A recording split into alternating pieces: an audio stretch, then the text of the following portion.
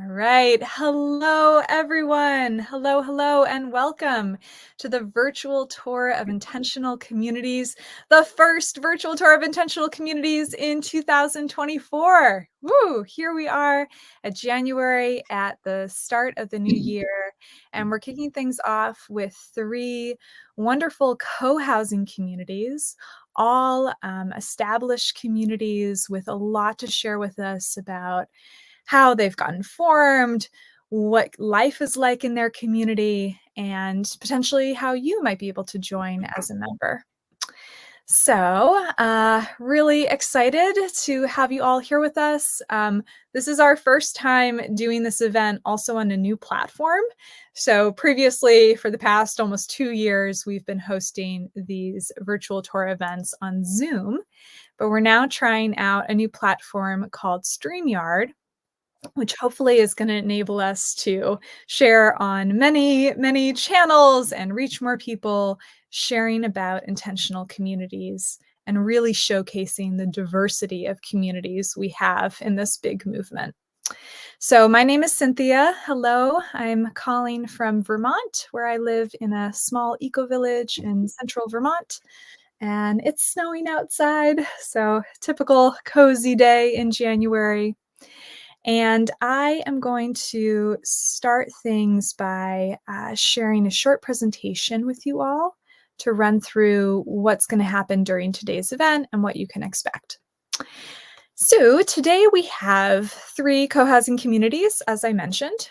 We have Canteen Islands Co-housing in New York State, Harmony Terrace of Tampa Bay in Florida, and Blueberry Commons in BC, Canada. And as I mentioned, it's our first time hosting this event on StreamYard. So I'll share with you how you can ask questions, because I love when everyone asks their questions that we can pose to our presenters to kind of dig deeper into topics that you're curious about. So in StreamYard, you should already be seeing a chat box. It should be over on the right-hand side of your screen.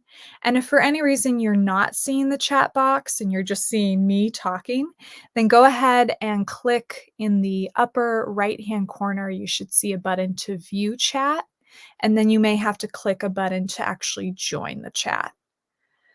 So hopefully you're navigating and finding your way to the chat box, because I really want to make sure that we're able to communicate with each other through the chat.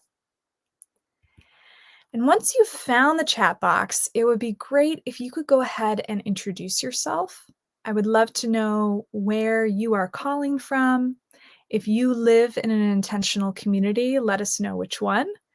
Also, put a little note if you're up for being a presenter on the virtual tour event. That'd be good for me to know. And then also, what do you hope to learn or get out of this session? Why are you here today? What is the burning questions that you have? Are you thinking of joining a community or starting a new community? That'll be helpful for me to be able to steer the conversation to make sure that you get your needs met. Okay, so take a moment, find the chat box, go ahead and type in a little introduction. And while you're doing that, I'm going to share a bit about more information about what FIC is offering and some other offerings to deepen your learning about intentional communities. So we have all of our past virtual tour events hosted on the FIC, the Foundation for Intentional Communities YouTube channel. And, I think we're now in our second year of doing this event. So there's a lot of different interviews that you can go through and check out. And of course, you can also subscribe to the YouTube channel and help out FIC. This event is a joint partnership between FIC and my organization called Community Finders, where we specifically support people on their path to community living, whether people are looking for a new community to start or an existing community to join. And this event specifically is part of the Community Finder Circle, which is an ongoing membership program where we support people in finding and joining communities. You can learn more about that at communityfinders.com.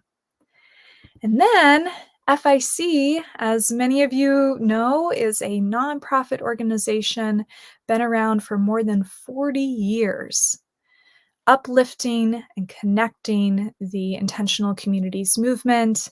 And as a nonprofit organization, they really rely on the support of members like you to make it possible.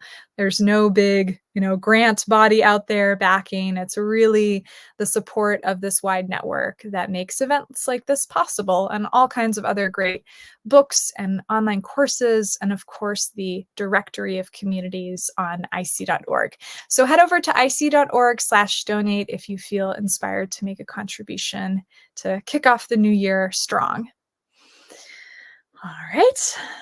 And lastly, before we go over to our presenters, I'd love to invite you to take a moment just to let go of whatever else may have happened earlier in your day, just to settle into your chair, maybe roll your shoulders a few times, and just remove distractions.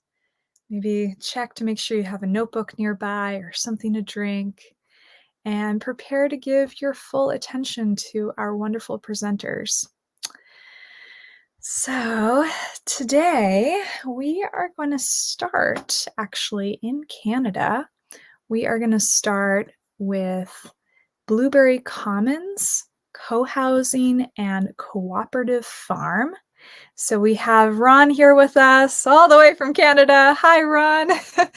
Yeah, really looking forward to learning from you about Blueberry Commons. I'm not so familiar with your community, so I'm super excited to hear what you have to share with us. Terrific. So shall I start sharing my screen here, or are you going to pull it up, Cynthia? Let's have you go ahead and share your screen. Okay. Curiously, I don't see the share screen button available to me now. Ooh. At the bottom. So the present button? There we are. Okay. Yeah, I know. We're transitioning from Zoom to this. There we go. Okay. Words. Share screen. Okay, just taking a sec here. Yeah, no problem. And I want entire screen, and then you all get to look into my life here and see what I've got on my. Here we are. And slideshow. Do we all see that? Not quite. Oh. Yeah, let me see. Okay, what do you see? We don't see your slides coming up. Is there another share button you can press? Well, okay, I see here. Okay. Okay, great. Good. We got it. Okay. And full screen. No. Hang on. We practiced this, Cynthia. It worked when we practiced it. That's all right. Okay, just a sec. That's what we need to do. Do you see that now? Yes, we do. It looks great. Go ahead. Okay, brilliant, brilliant. Well, the first thing I need to do is disappoint you, because we are a community in development. We are not a community that is fully formed nor built out yet. But I hope that what we can do is share with you a little bit of where we're at and what our experience has been, particularly for those who are considering moving in this direction. So this is why I have entitled our presentation here, Our Story So Far, because it's been a long road and there's still a bit of road ahead, although I think it's getting shorter all the time.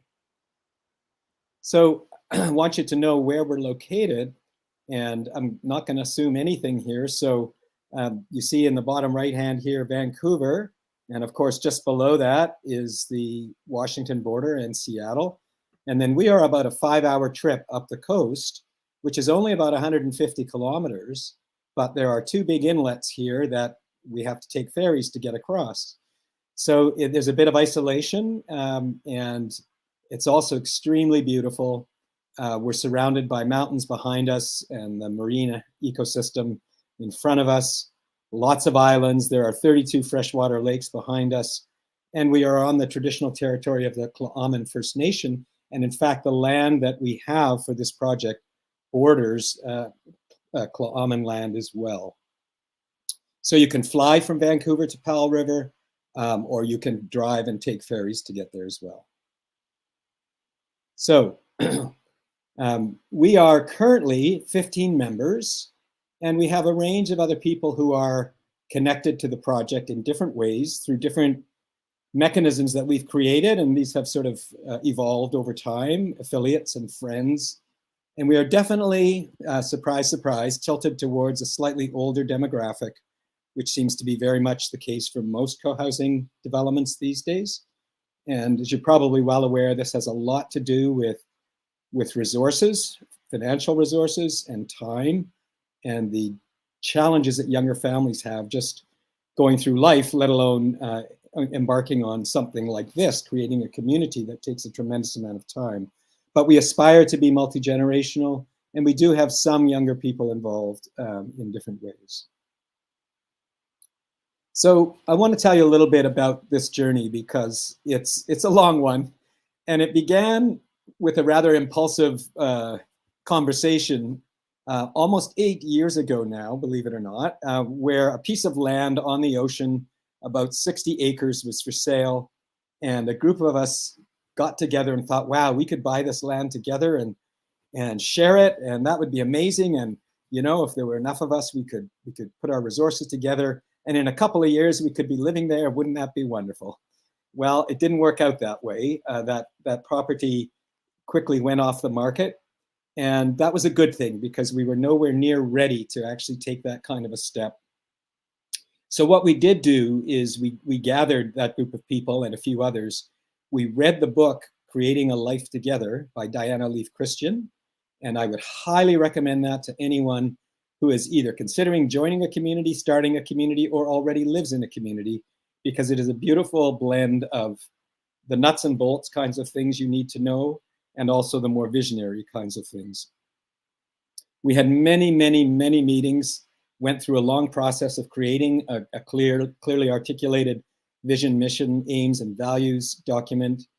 And of course, I could spend probably an hour talking about, you know, the contents of that, but really the fundamental things for us were around connection to land and place, that there be an element of farming and housing combined together, a strong commitment to working towards food security and a sustainable local food system, and connection to the wider community, not to become an insular kind of elitist thing that had nothing to do with the wider region in which we live.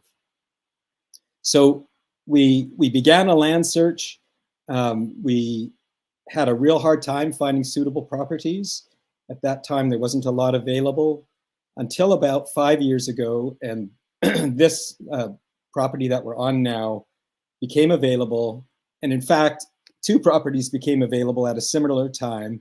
And some of our group fell in love with another place, and they went off to start their own community there. And we have our group that's continued on with this particular property, which I'll tell you about very much in a minute.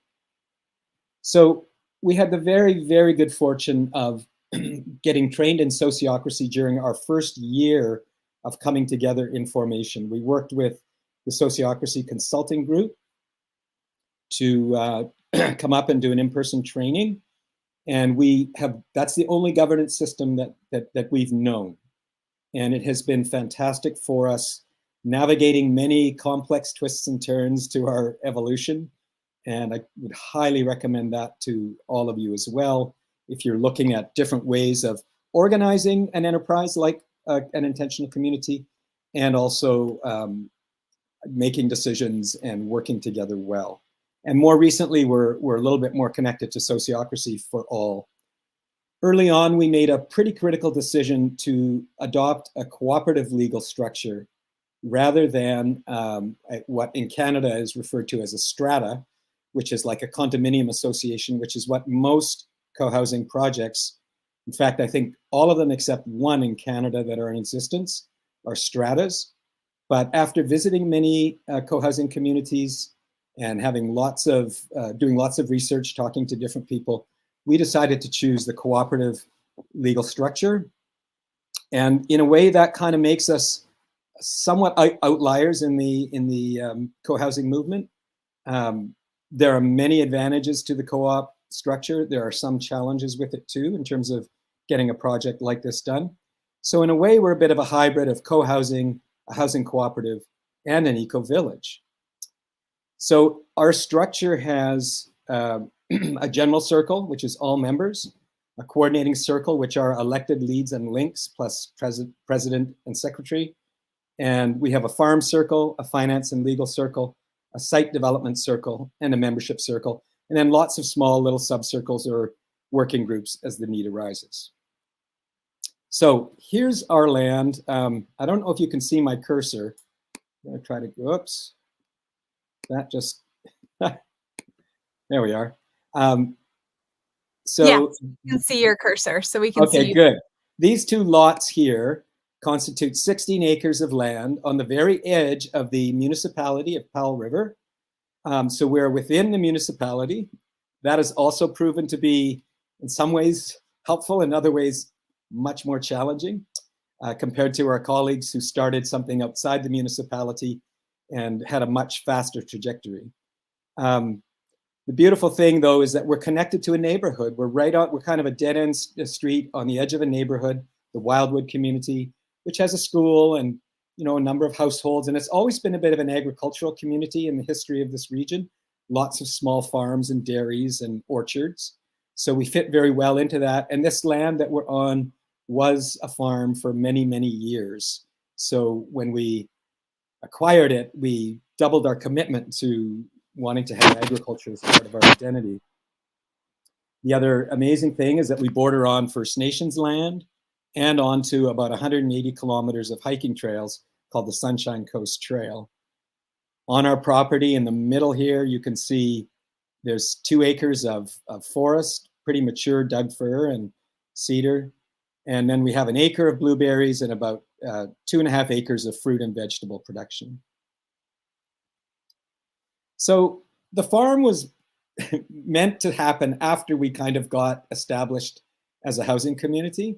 But 2 things happened. One, the process for going through our rezoning and seeking all of the necessary permissions and getting everything in place took way longer than we had anticipated. And then this thing called COVID hit. And here we were sitting on this beautiful piece of land that had good agricultural potential. And we didn't know, what the needs of our community, especially given that we're a little bit isolated and, we were already anticipating supply chain interruptions. So we decided to fast track the farm enterprise. And we've had 4 years now of successful farming and have achieved organic status in that. And yeah, really wonderful support from the neighborhood. And this has also given us a great deal of sort of social capital within the city and with the local government. So you can see here, the picture on the right is just one small greenhouse that Lot Sparham, who is watching this presentation, and I rebuilt. A lot of the infrastructure on this property was very, very much falling apart and piles of garbage. And so it's been a labor of love to bring it back to something that is today very beautiful, very productive, very healthy. And we have a lot of kids come to the farm, student groups, especially from the local elementary school, who spend time on the farm learning and getting out of the classroom for change, which during COVID was a real great thing because the kids were, of course, not getting out on many field trips. Here's just a quick slide of a bit of the range of what we grow, but we do over 40 different fruits and vegetables. So when we decided to run the farm, we had to very quickly establish a model for how the enterprise would be managed. And so we went with the model that the co-op would own the enterprise, all of us together own the enterprise, and then we hire staff to actually run the farm. And so because I have a background in permaculture and organic agriculture, I was hired to be the farm manager. And then every year we hire staff and have grown this from quite a small operation in its first year to about the 2nd or 3rd biggest in the region now. We have a 33-member CSA, home delivery service. We run a farm stand. which is our biggest single source of income, which brings a lot of people out to the farm. And we do 3 farmers markets. So the farm in many ways has become a focus of our community together.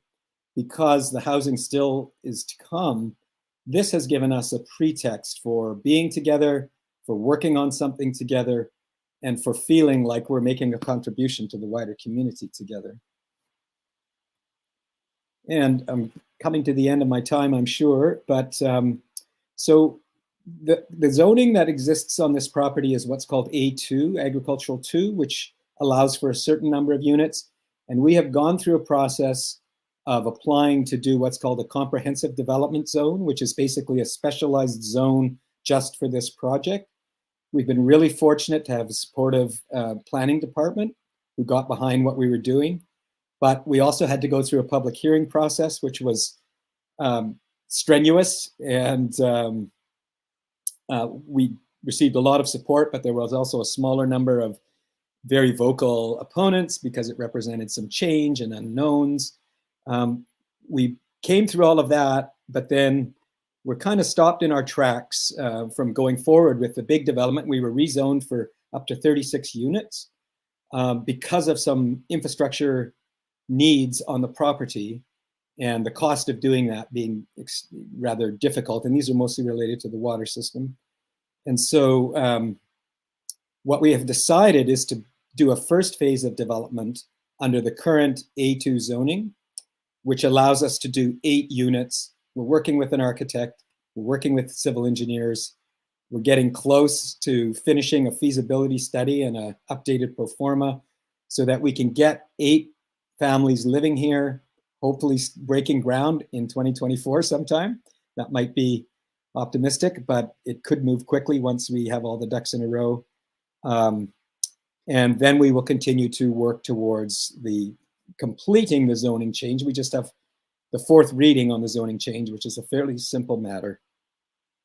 So our first units, we have 1 existing home on the property now where I live, and I'm sitting in that house now. And this is the one on the bottom here. The property is actually 2 different lots with the right-of-way, and we're required to build out a bit of that road, not too much, fortunately. And then we're doing some duplexes and probably 1 standalone unit as well. My final slide here, just to give you a sense of how we handle membership. And we have a fairly rigorous process.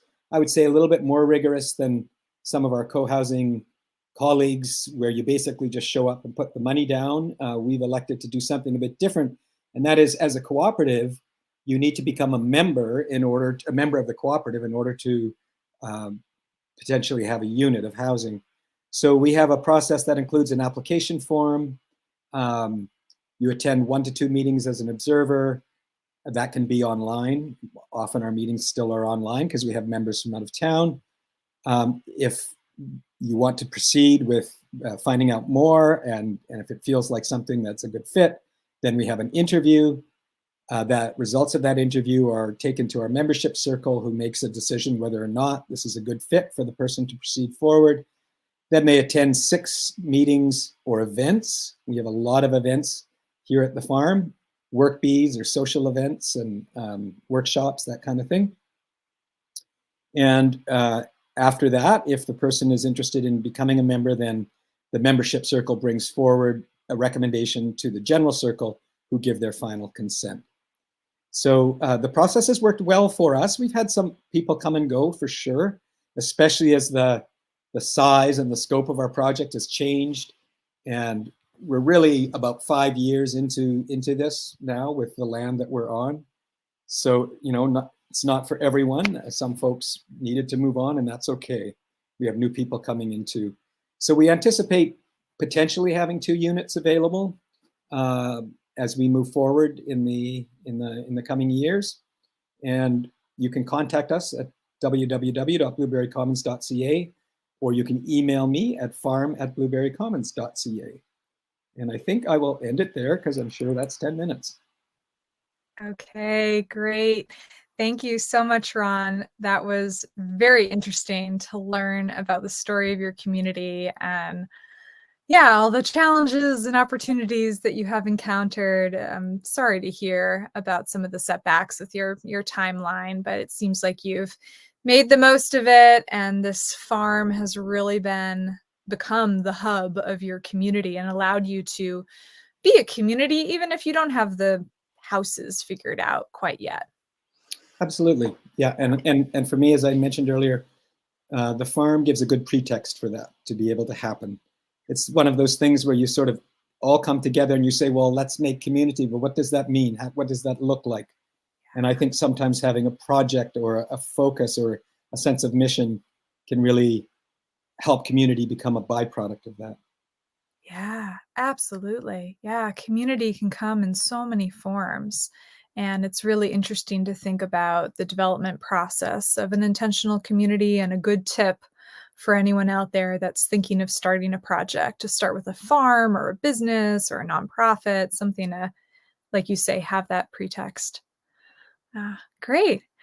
All right. Well, I would love to open it up for questions. So, everyone who's listening and watching, please put in the comments your questions for Ron or anything you'd like to share. I know Neil is just saying, like, congratulations to you and your future neighbors. Like, really, like, such a big project to make a community. So, I hope you feel that encouragement from our group here. Yeah. All right, let's see. So we do have a question that a few people are interested in. Let me see even if I can. Yeah, I can put this. This is cool. This is one of the things I like about StreamYard. You can do things like this. So Leslie is asking, immigration into Canada can be difficult. I grew up in Canada but moved. But any suggestions? And we have a few other folks who are curious also about moving into Canada. Do you have It must have members? something to do with the election cycle, huh? Maybe. Do you have any other members who are from out of country? No, we have folks from from throughout BC, but nobody beyond BC. And we've had inquiries from people out of the country, and it's difficult, as I'm sure you're all aware, that um, we when we get lots of different inquiries, and we have to always discern which ones merit the time and effort that might go into really going with somebody down a long discussion. Otherwise, so much energy can be consumed. So when we receive international inquiries, we usually basically put it back to the folks and say, this is a piece of research that you need to do. And if you can find a way, we'd love to talk to you. But we're not in the immigration business, and we just can't, we don't have the resources at all or the expertise really to kind of go down that with people. But I mean, it happens. Lots of people, Canada accepts, goodness, I might be wrong, but at least 250,000 people a year. So there's a big immigration program in Canada. And it looks a lot different than the American one. Marriage is one good way in. There you go. Oh, great. Yeah, and folks, sometimes I get asked, "Well, if I join an intentional community, does that change something about my immigration process?" And it really doesn't. It's the same immigration process that you would use regardless of whether or not you're joining a community. So, thank you for that question, Leslie. So I had a question, Ron. You had mentioned that you are one of the few communities in Canada that has chosen, instead of the strata legal model, to choose a cooperative. And you had mentioned that maybe there's some benefits to doing that, but I'm really curious, like what made you decide to go in that direction? That's a good question. Three major things. The first is just the affiliation with the values of the cooperative movement, which is clearly more aligned with what we're trying to do in intentional community than a strictly speaking market-driven private enterprise model of the strata. And the Canada has a very extensive cooperative housing network. Most of them are not-for-profit co-op housing. We are equity co-op housing, and there are a lot of those around too. So the I think the tipping point for us was visiting other co-housing communities who had been in existence for 10 or 15 years and were finding a real drift from the vision that had sort of come forward, and that, especially in the real estate market in BC, which is extremely inflated, people with the biggest paycheck were buying into communities, not necessarily with the same values or mindset or commitment to wanting to live that kind of lifestyle. Yet on a strata, you sell it on the open market and you really don't have any control, at least in Canada, over who comes in. So as a co-op, as I mentioned earlier, you do have that control by having, issuing a membership share, and you can have a process to become a member. So, and then the other critical reason for us is that a strata as a legal entity can't run a business, but a co-op can. So running the farm under the umbrella of the cooperative means we don't have to sort of hive that off into a separate legal entity. It can be owned and run by the co-op and by those who are part of the community. Okay. Okay, I see. Very interesting. Yeah, and in that sense too, it's flexible in that there are lots of different kinds of co-ops. I'm sure that people are aware. There's producer co-ops and worker co-ops and consumer co-ops and all, so this is a model with a fair bit of agility to be able to include other layers of things, which doesn't stop a strata from also forming a cooperative. And there's at least one example of that in Canada, Yarrow Eco Village, which has both. The only other co-op in Canada is that is co-housing, calls itself co-housing, is Prairie Sky in Calgary. Okay. Okay. Interesting. Yeah. Yeah, and that might be similar to in the United States. Some co-housing communities have struggled with limits on how they can have their membership process and how restrictive they can be and how much ability they have to really choose who they want to live with. And then we And I had a mentioned one of the downsides. Okay, yeah, sure. One of the downsides is getting financing, mortgageable financing for units. Because Mhm. banks typically don't want to finance a share because you hold your value typically in a co-op through a share. And most financial institutions, even credit unions, don't generally see that as a financeable instrument. So, however, we have worked with a really excellent lawyer and created a bit of a workaround for that, Hmm, which is for the co-op to issue leaseholds that can be financeable. So there oh, are ways to do it. There are some complications with that for us right now too, but yeah. And then, just things like insurance and even though Canada has more co-op members per capita than any other country in the world, it's a bit surprising how you might talk to an insurance company and they have no idea what a co-op is and think of it as a sort of a commune or something, but it is a legal structure under which we have so many different kinds of businesses in mm, Canada and around the world. So a mhm. lot we seem to have to constantly educate whomever we're needing to work with, and also sort of justify our existence. Uh, we get a lot of support when we do it, and we have a really very supportive local credit union, fortunately. Oh, great. Great. Okay. So it sounds like Patty had a question if this model makes housing more affordable. It sounds like it might make it tricky for a homeowner to get a mortgage, but there might be other workarounds and ways to make it, uh, removed from that speculative real estate market, like you had said earlier. Yeah, this is Mhm. another question that we have invested tremendous time and energy into: Mm, how to find a way to make some units affordable. And the sad truth of it is, right now, there isn't a pathway for that. Despite all of the talk of governments to create affordable housing, there are programs out there, but um, they don't generally work for home ownership. They work for for rentals only. okay. So yeah, we have exhausted a search for basically funding to sort of underwrite some units. Um, so the sad answer to that question is no. It probably doesn't make it less expensive. Um, there are other ways to work around the mortgage question. One is that the co-op can take out a mortgage Okay. and finance that with an individual member directly. So yeah, the co-op, which is the landowner, can go to a financial institution and apply for a mortgage. We have one now, and so an individual member could have a contract with the co-op to hold that debt and pay that. So it's not something we've gone too far down exploring, but it's doable. It's possible. Interesting. Interesting. Okay. Wow.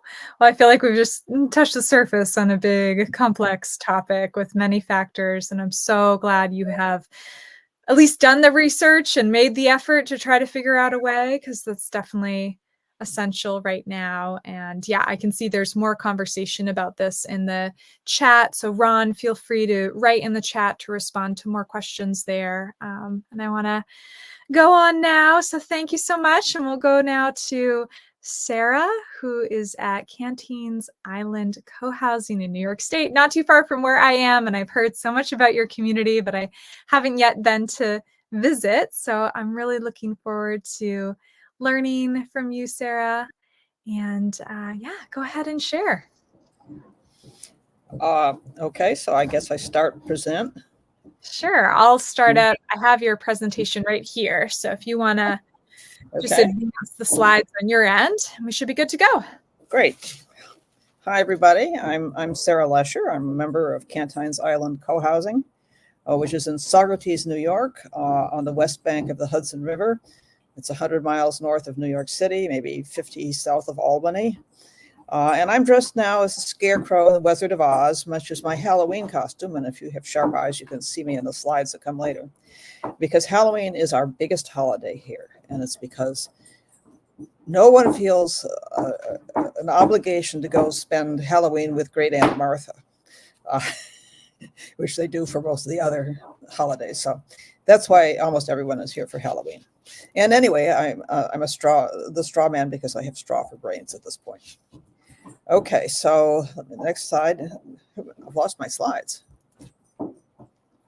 Present. Okay, slide. Okay, I'm going to start with the question of why is it called an island and why is it called Canteens and how did it become co-housing? This was the cover of our first outreach pamphlet, which was bound together the old-fashioned way with those things you stick through holes and then spread out at the other side. I don't remember what they're called. But it went into great detail with basically why co-housing was important to the group that founded us, maybe 27. Well, it started in the mid-90s, and what principles they wanted to use and what their vision was. I'll explain later about the property, but Saugerties which is off the top of this map, is both a town and a village. We live in the village part, which I guess was incorporated after the town, and it's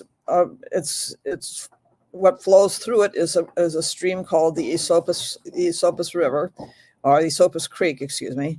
And it makes around the property where we live, it makes this big bend. And so there's this big bend like that. And then it goes back to the Hudson River below. And we live in here. I'm sort of right around there. And we're next to what used to be rapids and is now the third or fourth of multiple dams. And the dams were very important because a gentleman called Henry Barclay in 1825 dug a canal to supply water, which was first contained in a reservoir, which is now the center of our community green. And the water from the reservoir was then diverted down to supply power to a bunch of different factories at different points. First, an iron foundry and a paper mill, both of which are still on our property. And then also to another paper mill over here. And this is yet another paper mill, which I didn't bother to draw, which has been turned into senior housing. And the water ultimately flowed out through a barge canal. You'll see an image of it later. And so this whole area here was basically surrounded by flowing water and hence an island. And Canteens because a gentleman called Martin Cantine came in much later than Mr. Barclay, and set up a very fine paper mill for processing very high quality paper, high quality glossy paper. And it was actually on this side, although it got power from the same source as the falls. And the Cantines paper mill ultimately, among other things, went out and paid for a sports field for the whole Saugerties community. So one thing that has been important to the past of this whole region and made Saugerties actually a very important industrial site in the 19th century was this use of water as a source of power.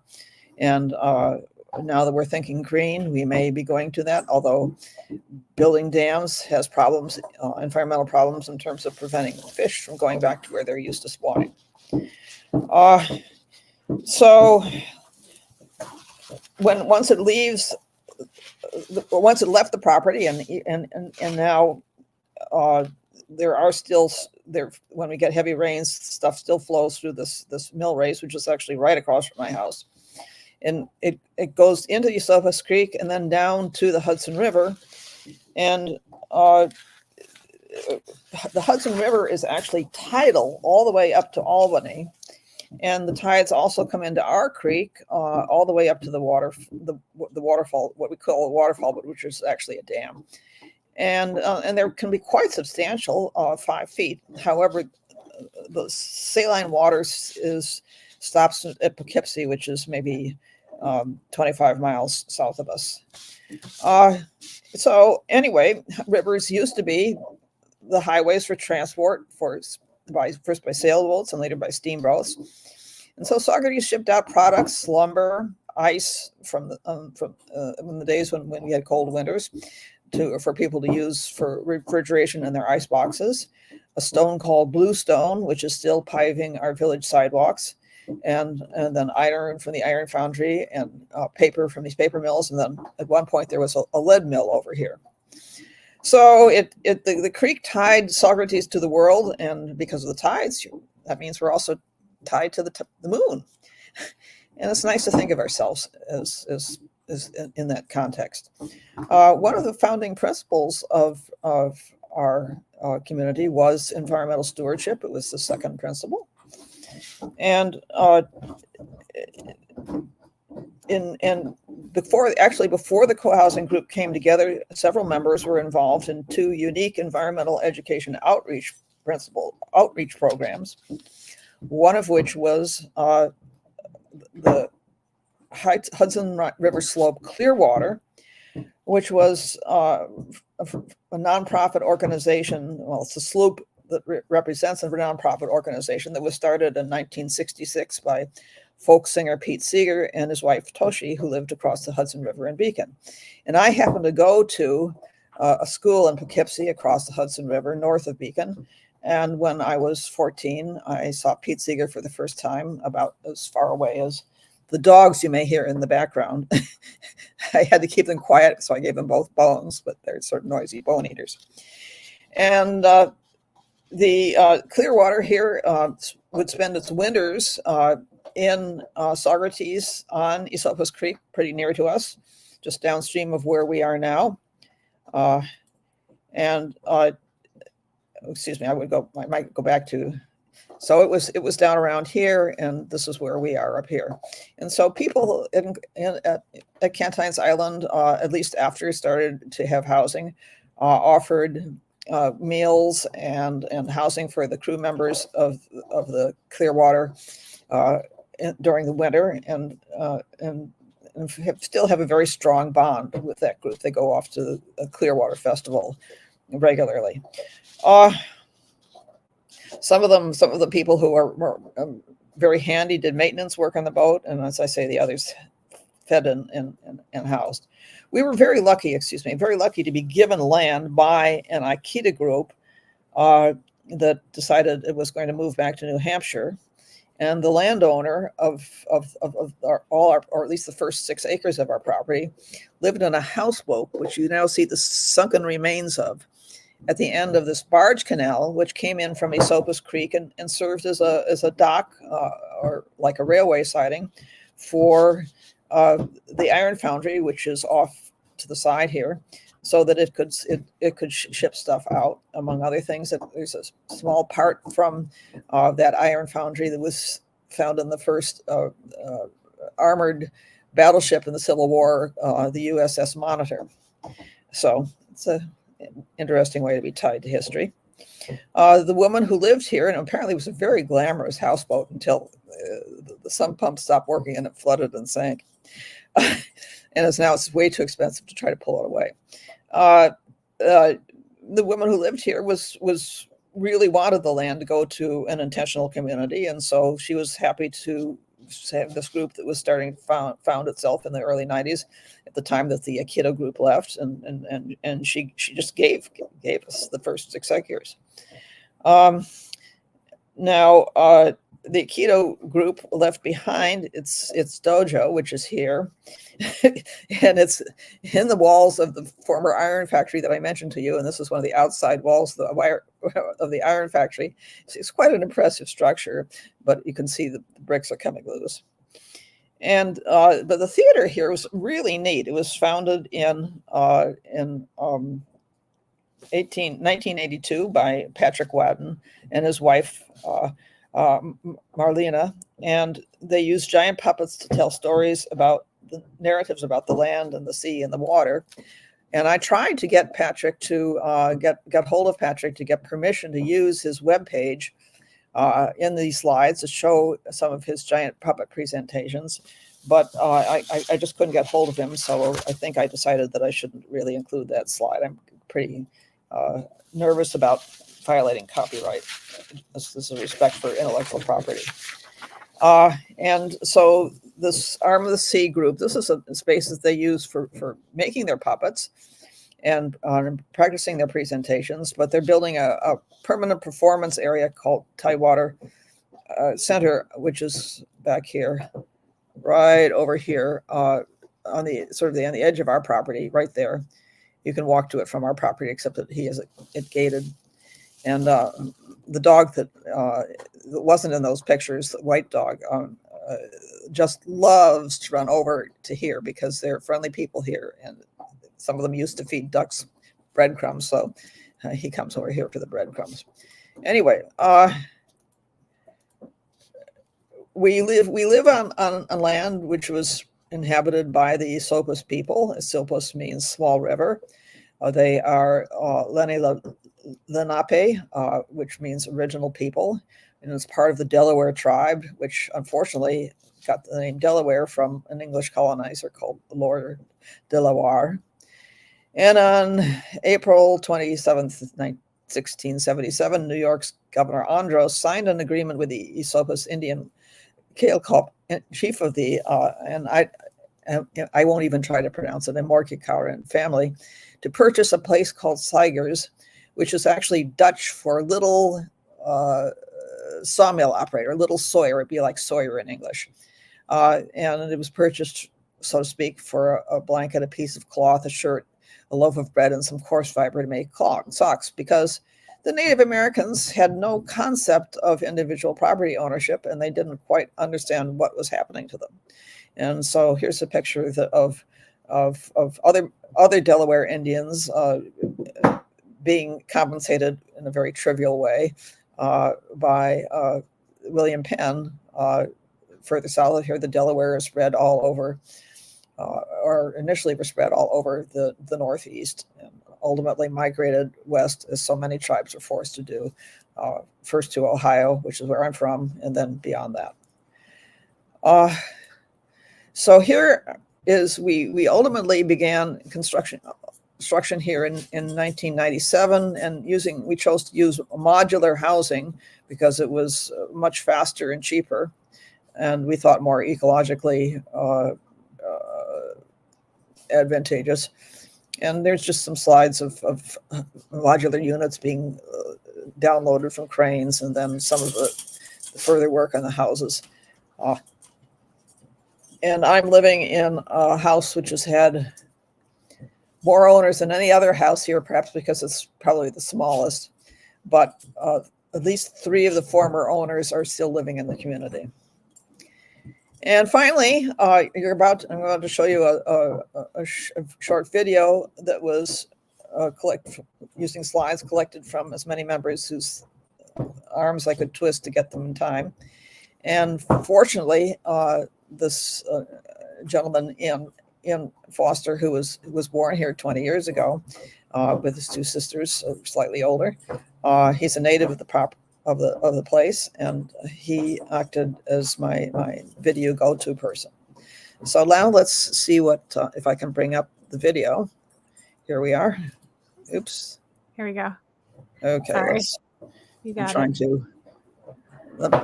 Can we go back to the beginning somehow? Yes. Okay. Now. All right. Now play it. Okay. Come on, guys. Let's play. Just click it once, just because we're. Here we go. It's going. Okay. Yep. So, as you see, there I am in my Halloween costume. And here's another important activity. It's holiday cookie making. And here is a celebration we have every year for various crazy things. And this is the community rallying to preserve our old congressional district and people voting in our new congressional district, and showing kids how important it is. And some of our younger members, he's the youngest now, and here are more of our younger members. We really enjoy having kids around. And here's a drum circle, because drumming is a sharing activity and a spiritual sharing activity. This is actually technically a ribbon circle rather than a fire circle. And he's Evan there, the big guy in the blue shirt. He's an expert on the history of the Native Americans here. This is our annual clothing swap. We also swap crazy things like that was a monkey on our head. One of our members bought an outdoor ping pong table, and we have a wide range of wildlife here. He didn't put in the snake. I wanted him to put in the snake. But our best wildlife is the seal, and you'll see a video of it later. He's an orphan who came down here and who's adopted this. And here's some of the pictures you've seen earlier, including some other relics of our industrial past. And some of the nature, the beautiful light shows nature has put on for us. And winter, which unfortunately is disappearing more and more, but we still get some of it. And kids love the sledding part of it. And I wouldn't call this winter excitement, but it's more scenes of winter. And some of the community guidelines, including the principles that I mentioned before. And here's a video put together of some of the videos that people actually took. People don't usually have their iPhones out or their phones out shooting things. So that's why I didn't have as much of a range of material to use as I would have liked to. That was Esopus Creek, and this is the sandbar where the seal frequently appears. And my dogs will try to interest the seal, at least the younger dog. Yeah. And here's kids swimming and playing in the. How's he doing? He's rescued. Just rescued a bird. That's one of my neighbors. He's just rescued a bird. And good for you guys. Good rescue. And that's Pete, the father of those guys, those kids. He's doing a little bit of our grounds work. I guess Mary Ellen didn't like that plant. More kayaking, which is, I guess, a favorite activity. Pete has a sailboat, but he'll tell you that the problem with sailing is that you have to motor your way out to the Hudson. And here's the seal again. Oh, hi! Come on this way. Aww. Aww. I guess Ian didn't manage to make the full screen. There's some more. Where you going? All right. Good job, bud. You can't steer yet.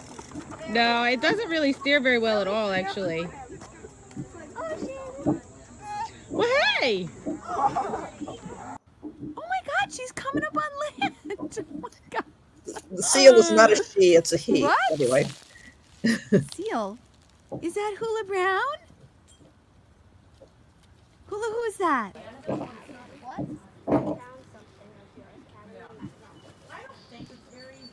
mine? Yeah, but it came with it. You're not gonna like it though. What is it? Oh, I'll show you.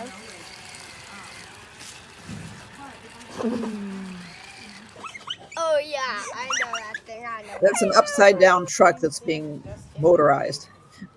Those are those wheels. Yeah, I don't know what I'm gonna do because there's gonna be an empty house. I might as well, but you are a hot mess, kid. Here's the drumming circle again.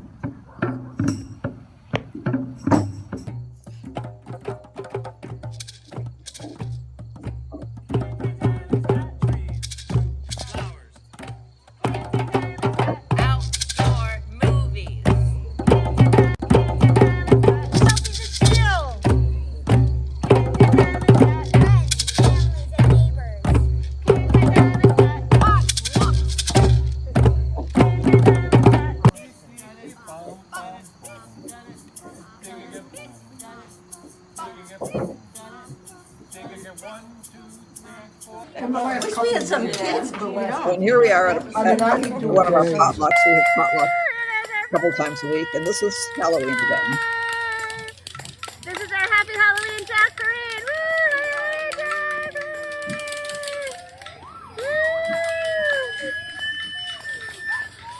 Yay! Happy Halloween!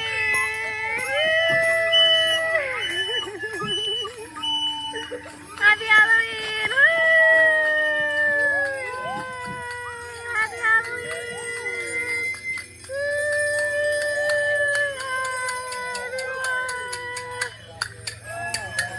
Happy Halloween! Yay!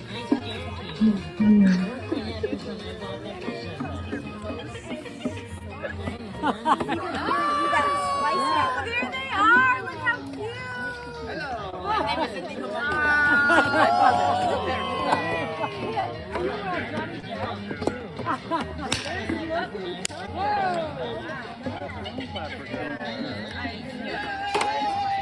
That's so nice! So nice! No hands, no hands! Nobody have any hands! Woo! Keep going! You got this! It's weird and it's gross and we love it! Yay!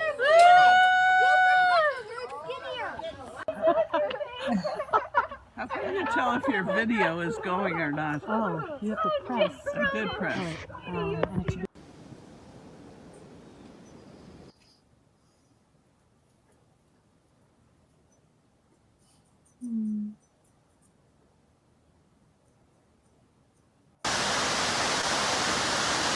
Near the falls. This is we have one of our members has chickens, and here the ducks that went around the place that the school was.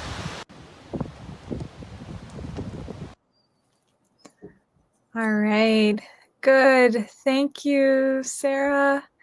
Thank you so much. We are definitely at time, but it was so good to see all those photos of the community members and the videos and the water. It just looks like such a wonderful. Well, there were some imperfections, but I'm glad we got it together. Yeah, With the totally. I ends really appreciate it. Great. Okay. Well, I think I want to give full space to Marla to share about Harmony Terrace, but we can Absolutely, circle yeah. back if there's questions Right. for Canteen Island and questions for everyone. Thank you so much. Oh, we do have a website, the obvious sort of thing, cantinesislandcohousing.com. Yeah, great. And I can, I think it's .org, and I'll put that. Yeah, I think it's Here, .org. I'll Yes, put you're right. that as a. No, it's I'll .org, post not that in .com, the because we're not comments. the .com. We're an .org. You are an org. Great. Thank you. Thank you so much.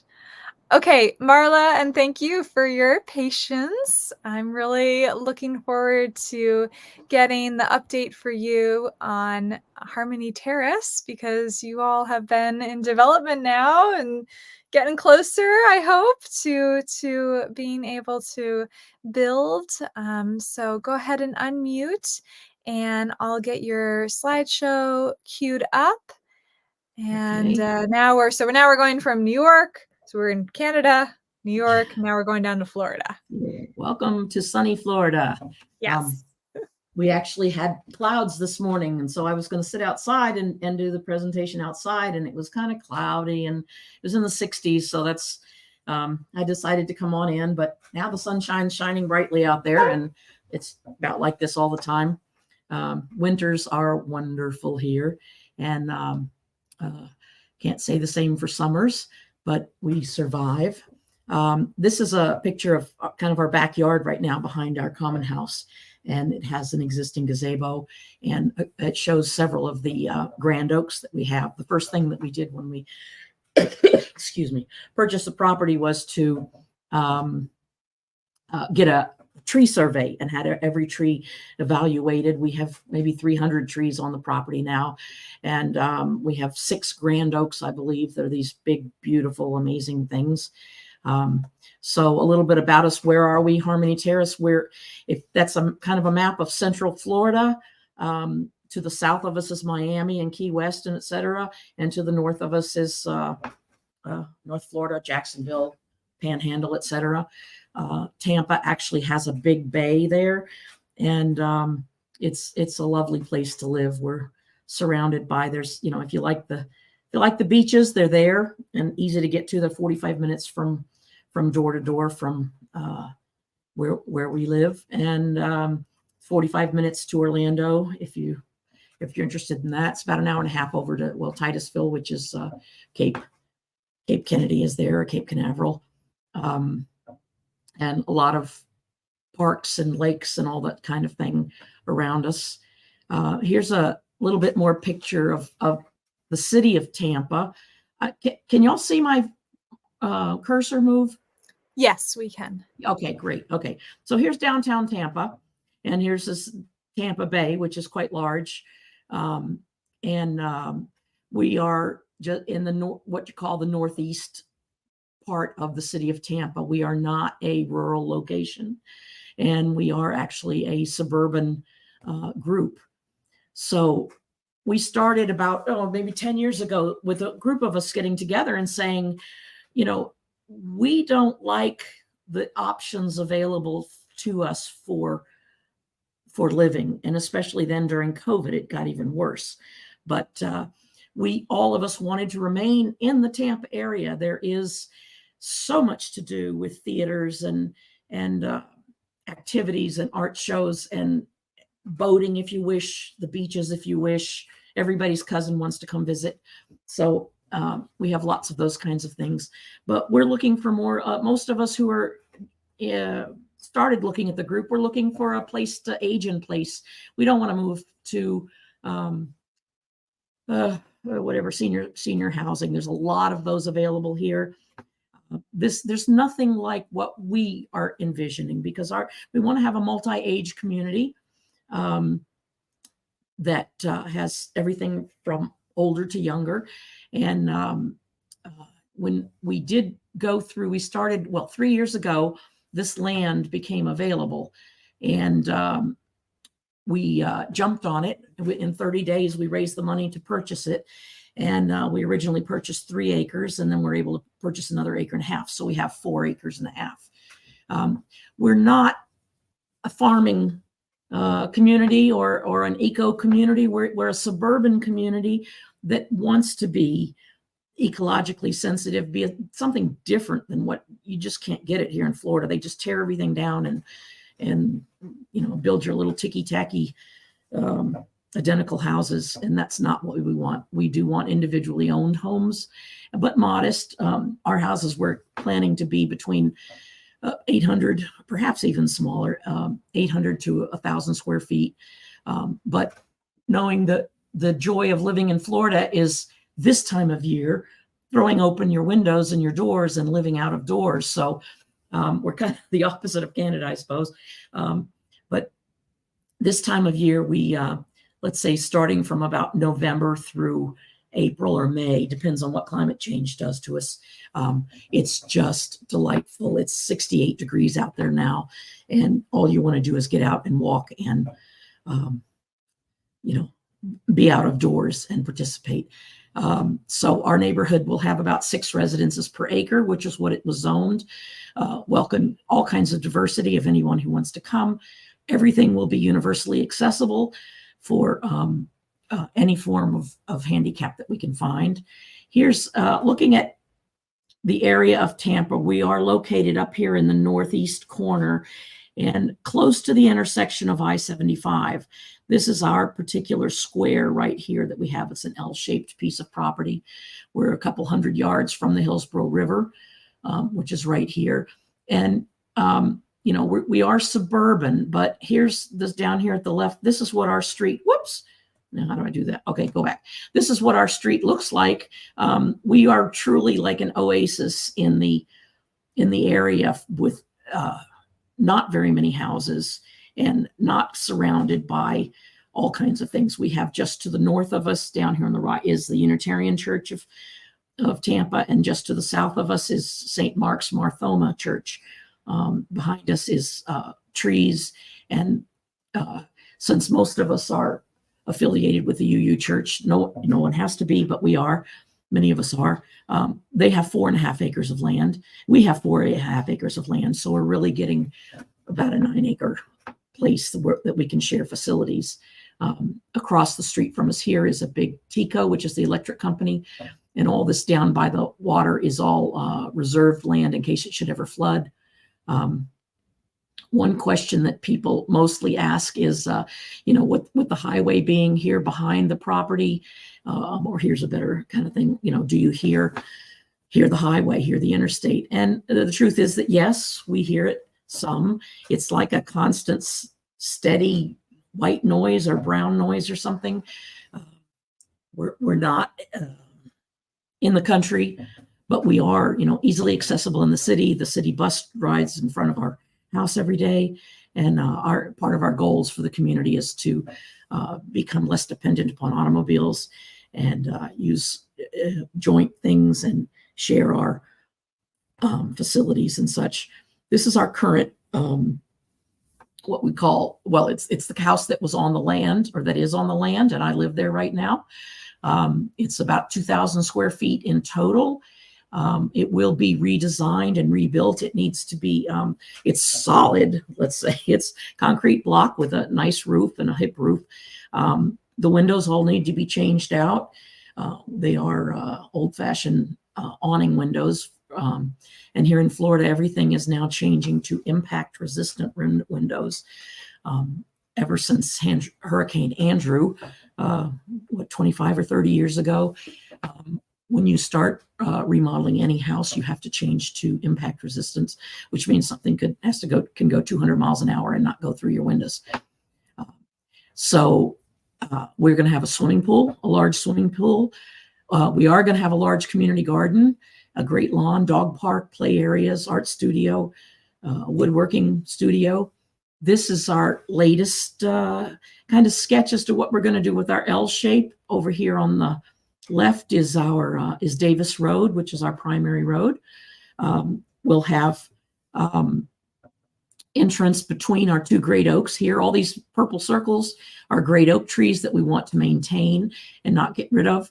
We found out after 3 years of work that we have to have pretty substantial water retention areas set up, but it's kind of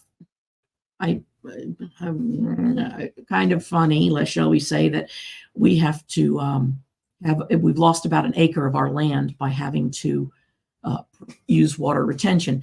And the funny part, this piece down here at the south side is water retention that we have to do because our neighbors might flood onto us. So we have to be able to hold anything that's flooding from them. And then this will be our water retention of anything that might flood from us. But I've lived here now for 2 years and have known this property for 30 years. There is never water standing. Our altitude here is 46 feet above sea level. So we're not in any sort of a flood zone, any sort of hurricane zone. We're in the lower wind. Just north of us, just north of us, let's go back up here, just north, here's the University of South Florida and Moffitt Cancer Center. Just north of us, this all starts, the area up here is all natural old-fashioned water retention. We call it swampland down here, where all of the water for the Hillsborough County and the city of Tampa comes from up here. So it's all natural. There's no building up here. And so we're about a mile from there, and it starts, there's bike paths, walking paths. This is right up here is a park, Lettuce Lake Park, which is just lovely. And about a mile up the road is Hillsborough River State Park. So there's a lot of the natural things of Florida in our area, but with downtown Tampa still being nearby. Let me go down a little bit. So this is probably going to be our thing. What's our a neighborhood going to look like? Our goals are to have steep pitched metal roofs. Metal does wonderful for Florida. It can be highly insulated, and you don't have to worry about your house turning yellow and green from the oak mold that comes and just washes off. Concrete block construction here in Florida, because we never freeze.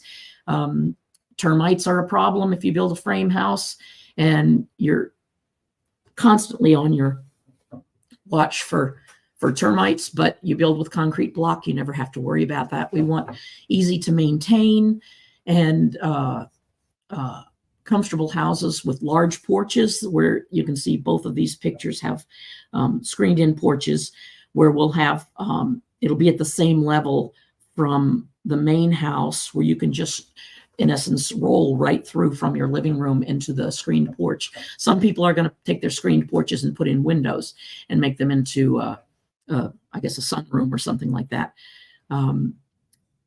We're all going to all of our houses are going to have rear-facing garages, and then the front doors will have porches facing the common area. Let me see. Here's, if you're looking at this, so we'll have our perimeter roads going to go around the outside of it, and so we'll have our garages facing the perimeter, and then have a common area here in the middle where everyone can, leave your car, leave your old life behind, and join in the community and be able to walk throughout the community and to the common house, wherever it is. And all of these will be gardening areas. So that's what we've been working on this now for 3 years. We had an architect. We went to we have quite stringent building codes and things here. It's, so we had to go through a whole year-long process to get it rezoned and approved. We got it rezoned and approved.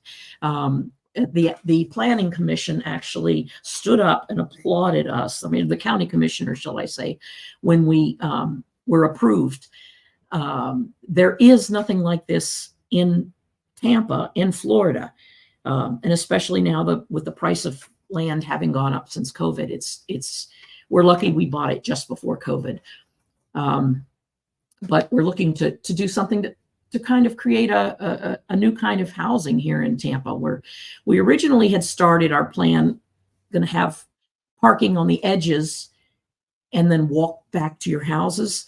Well, guess what? Climate change is here, and it was 112 degrees for 2 months here in Florida, in Tampa this summer. So at the end of the summer, we decided back to the drawing board.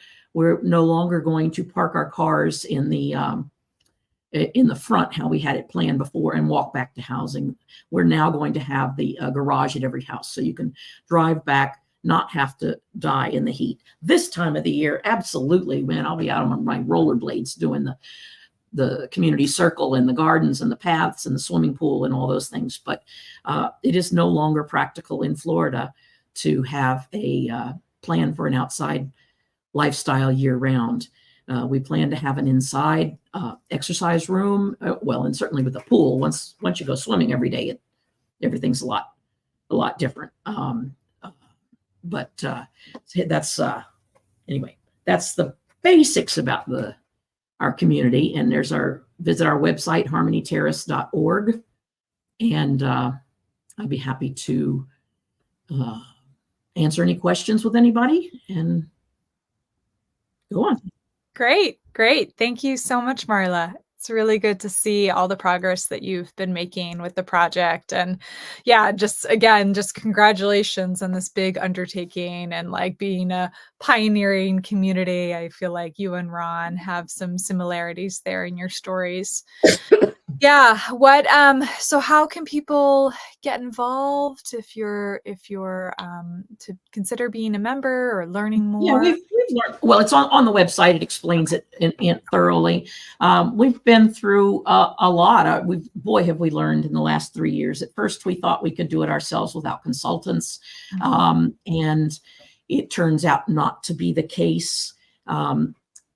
I personally did most of the plan development stuff, but we now have, since we're starting over and we have a lot of experience, we've had up to 15 people out of 25, just word of mouth and through contacts through like IC and the co-housing organization.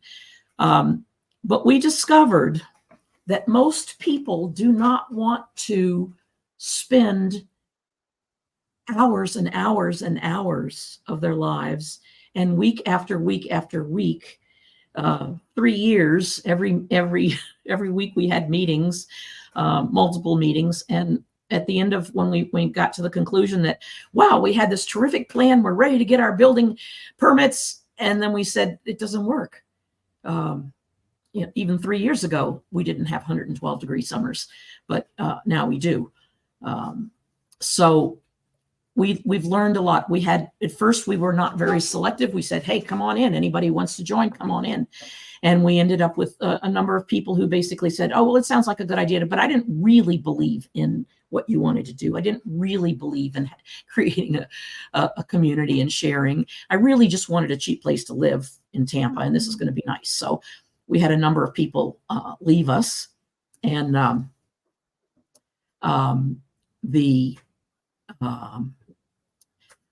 and we allowed people to go. We have a membership process where we ask people first to read our website and see what the details are and understand what co-housing is, understand the goals of our community, understand, Tampa, and then call me and I'll answer any questions. And then we have I guess a scavenger hunt, we call it, questions for people to answer. We had a number of people who said, oh yeah, I want to join. I'd like to become a member tomorrow. And they never even looked at the website.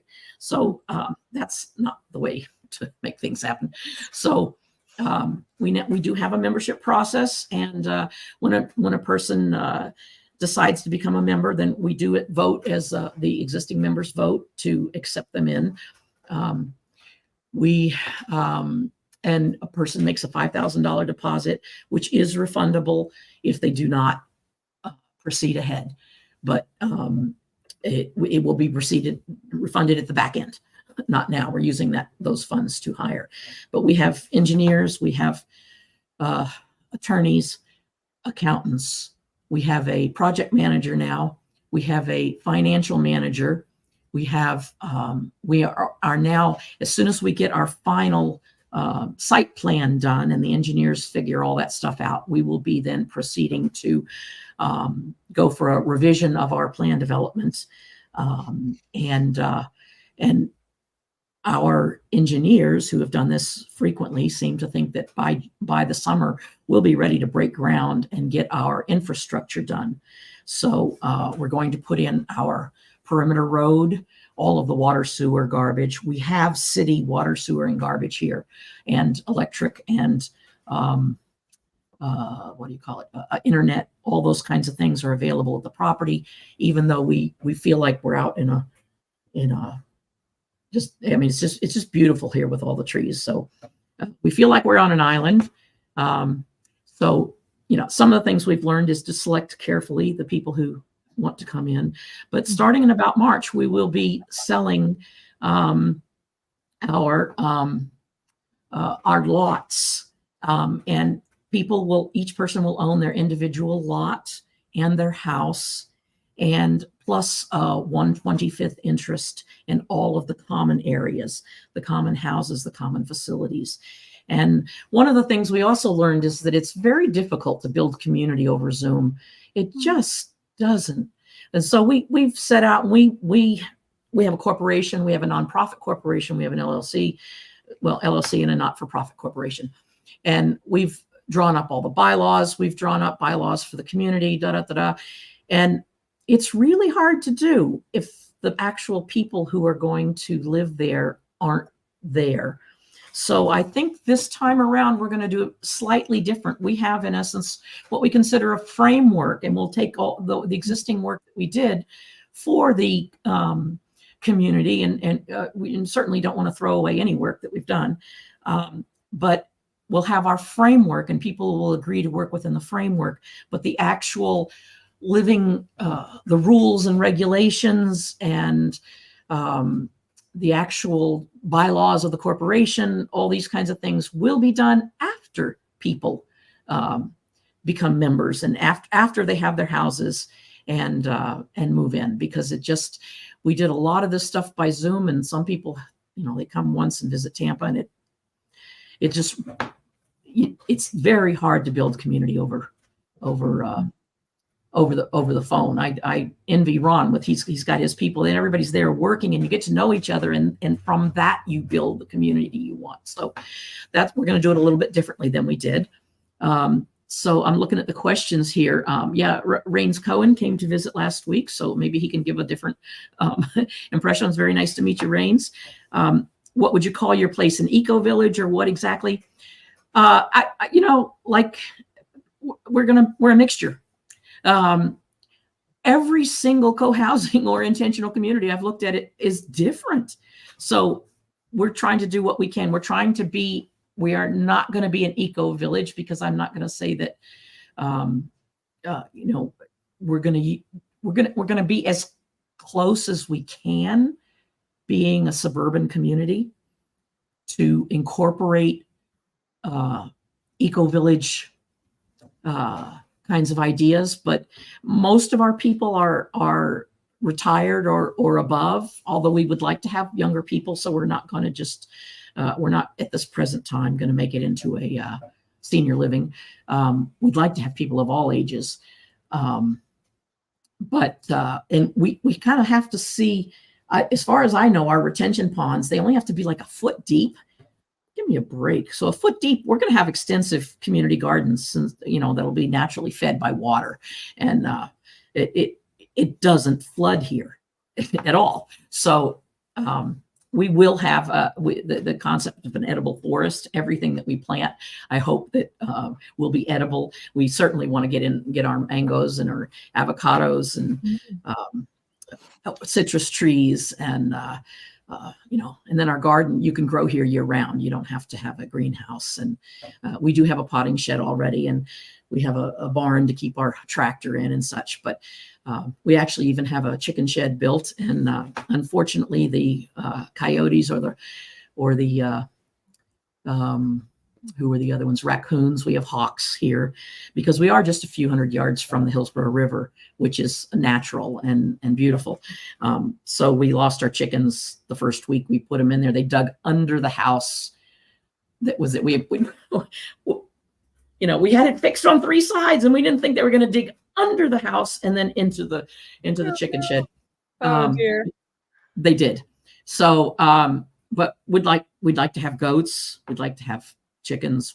But we are, and we can do lots of those things within the Hillsborough County regulations.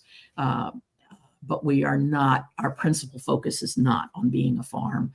Right. Our principal focus is being a delightful place to live with people who care about each other and care about their community and help each other and want to eat together and share their lives and that kind of thing. So that's our primary. Beautiful. Focus. Marla, we are coming up on time here, but thank you so much for sharing and really giving us an insight into all the complexity that goes into creating a community. And like somebody said, oh, are you working with a consultant? And you're like, yeah, we have a dozen, so it's really a nuanced, complicated process, can be. And just again, kudos to you for making it this far, and wishing you all the best for the future too. Great. And as we wrap up, I really want to thank everyone who's been here listening with us. Thank you so much for your wonderful questions. Thank you for bearing with us as we figure out this new platform. Please, please, please feel free to write to me or any of the folks at FIC. You can write to us through the ic.org website and share your thoughts about this event. Also share any suggestions you have for other communities that you'd like to see us host in an upcoming event. We do this every month, usually always on the first Thursday of the month. However, there is an exception. In February, we'll actually be doing it on the second Thursday of February. So just if you have it in your calendar already, just make sure the second Thursday in February. But otherwise, the rest of the year, we should be pretty good on the first Thursday of the month, always at the same time. So yeah, thank you so much for listening. And of course, thank you for our wonderful presenters. Thank you each for taking the time to share with us. Thank you for the work that you've been doing in communities, some of you for years, some of you for many, many years, to really make it a wonderful place to live for many neighbors and community-spirited people. So perhaps since we have just a few minutes left, I wonder if we could keep it super concise and each just share one piece of advice that you may have for somebody who is considering intentional community, looking into joining one, maybe thinking about possibly starting one. Anything that you, and I'm sure there's so many things, but you could just pick one to close off with, keeping it quite brief. And whoever wants can unmute and share. Go ahead, Sarah. Work with professionals. I've gone through at least a dozen co-housing communities, in maybe half of them in the process of being founded, and the one that is now well on its way to, I mean, has 80% occupancy and construction and so on and so forth. The founders, which were a couple, said, we want to make this work. We're going to start by hiring professionals. We'll pay for it out of our pocket and get it back later.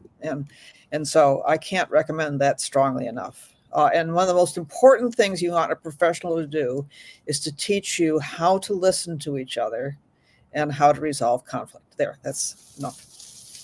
Whew, great. Thank you. FIC has a number of wonderful, wonderful courses and workshops to help you with this. Mm-hmm, mm-hmm. You sure do. My one piece of advice would be, don't assume that you will all get along together wonderfully and it'll just happen naturally.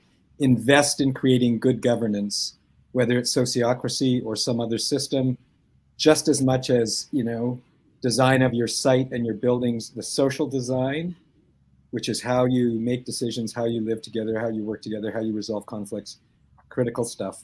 That's why projects fail, frankly. It's very rarely that it's something in the building. It's more about the human side. So invest in that along the way. And that makes it so much more enjoyable too. Yep. Yeah, and I'm completely committed to having a community of people who work together. That's kind of our basic foundation. There just aren't any in Florida. There's nowhere to. I would love to find an existing community and move in. And then there's another problem, is that a lot of the co-housing places have gotten awfully expensive. Really, really expensive. So that was another reason why we started from scratch. And we are still trying to. We have a goal of each house or each portion is being under 300,000 and as close to 200,000 as we can get. So that's where we're working hard at that. So we may even among our buildings, not just smaller buildings, we may even have some shared housing arrangements, again, with a commitment of trying to get something that, isn't a fortune. But I would have loved to have joined a community. I don't want to leave. I want to live in Tampa. And all of us who started this community here love Tampa, want to live here. And so we said, we got to do it ourselves. There you are. You're doing it. You're doing it. Amazing. Okay, best wishes to you all. Thank you so much again, and can't wait to check in a future date and hear an update on your progress. All Thank you. right. All right, take care. Bye. Thank you, everyone.